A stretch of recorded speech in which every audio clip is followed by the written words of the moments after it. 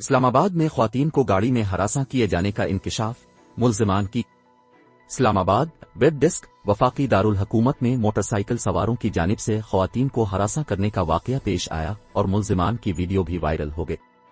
News web site پڑھ لو کے مطابق سماجی رابطے کی ویب سائٹ ٹویٹر پر ایک خاتون صارف کی جانب سے ویڈیو شیئر کی گئی جس میں موٹر سائیکل پر سوار آوارہ شخص کو خاتون کو نازیبا اشارے کرتے دیکھا گیا۔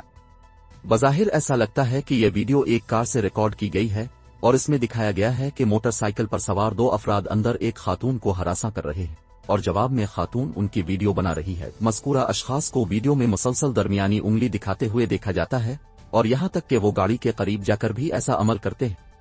ویڈیو میں مزید دیکھا جا سکتا ہے کہ مذکورہ افراد کو بخوبی علم ہے کہ ان کی ریکارڈنگ کی جا رہی ہے، لیکن وہ بغیر کسی ڈر و خوف کے وہ انہیں ہراساں کرنے میں مصروف رہتے، بعد ازاں بلا جھجک اس کی کار کے قریب آ جاتے۔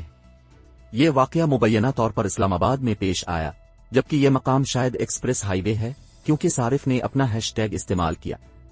اس موقع پر خاتون نے موقف اپنایا، لڑکیاں اپنی گاڑیوں کے اندر بھی محفوظ نہیں ہیں۔